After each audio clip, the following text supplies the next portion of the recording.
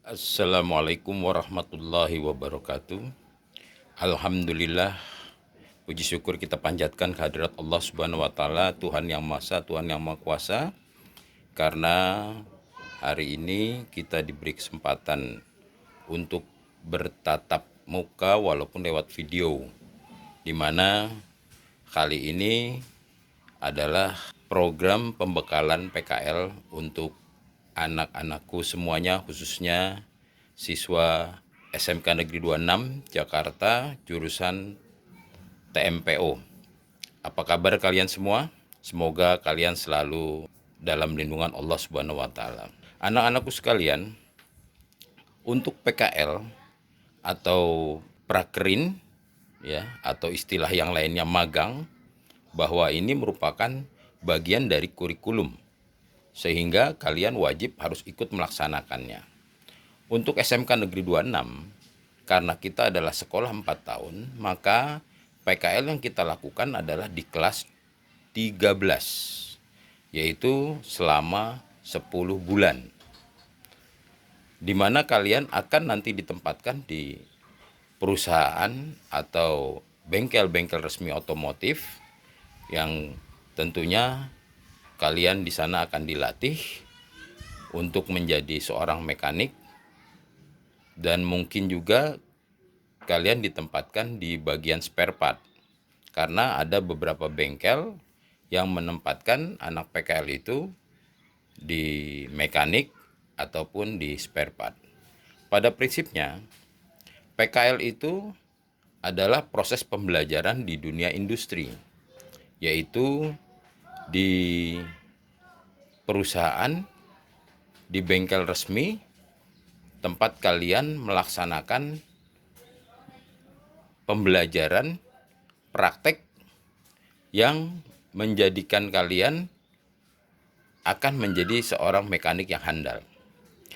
Tujuan utama dari PKL adalah kalian mendapatkan ilmu, menerapkan ilmu, dan mempersiapkan diri memasuki dunia industri, mempersiapkan diri untuk bekerja. Untuk itu, kalian wajib mengikutinya dengan sebaik-baiknya. Ada beberapa tips yang harus kalian lakukan. Yang pertama, satu, jangan terlambat. Karena bagaimanapun juga, ini merupakan penilaian kriteria untuk kamu, kemungkinan kamu bisa diterima bekerja di perusahaan tersebut. Dengan cara tidak terlambat, setiap saat, setiap hari, itu berarti kamu harus memperkirakan waktu kamu berangkat dari rumah sampai dengan ke tempat PKL. Dengan menghitung waktu yang baik, kamu bisa melaksanakan dengan sebaik-baiknya. Bila kebetulan kamu kebagian PKL yang jauh dari rumahmu dan perhitungan waktu bisa membuat kamu terlambat, ada baiknya kalian atau kamu ngekos mendekati tempat PKL-mu. Dan ini sangat membantu karena jarak tempuh itu akan mempengaruhi kesehatan atau fisikmu, sehingga kamu harus tetap selalu prima. Yang kedua, kamu harus selalu tetap prima dalam melaksanakan tugas ini. Pembelajaran ini sengaja dilakukan agar kamu lebih mandiri dan siap kerja. Dan yakinlah bahwa PKL ini akan menjadi peluang atau pintu untuk kamu untuk mendapatkan kerja nantinya. Untuk anak otomotif, PKL ini kita bagi menjadi beberapa kelompok.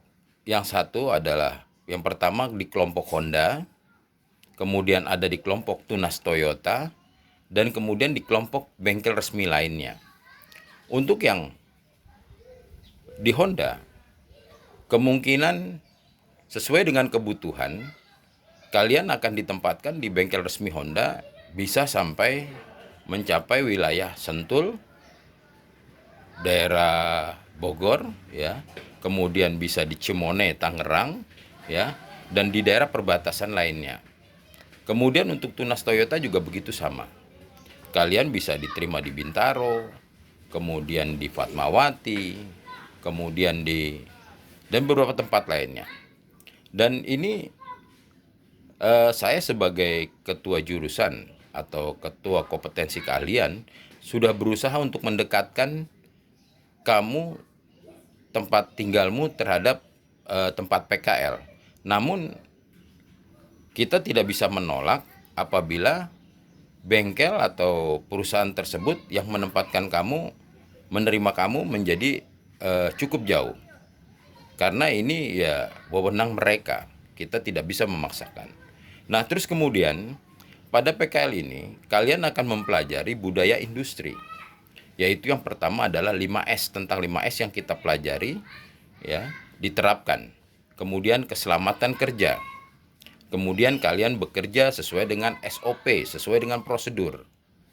Dan saya berharap kalian mempersiapkan diri agar bisa mengikutinya secara maksimal dan tidak ada hambatan dalam pelaksanaannya.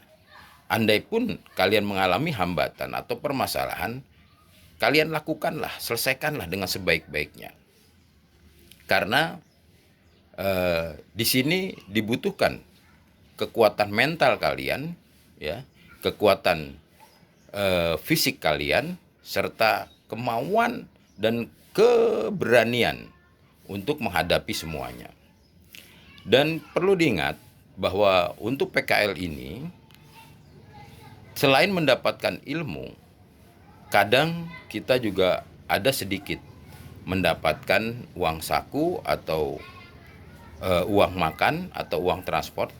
Tapi ini bukanlah suatu kewajiban dari perusahaan. Kita berusaha untuk mendapatkannya. Tetapi seandainya tidak kamu dapatkan pun juga, yang penting adalah kamu mendapatkan ilmu, mendapatkan pengalaman yang kelak akan bisa dijadikan portofolio ya, sebagai kurikulum vitae kamu atau kesempatan kamu ketika melamar nanti. Yang kedua, ini adalah salah satu peluang yang sangat besar untuk kamu bekerja.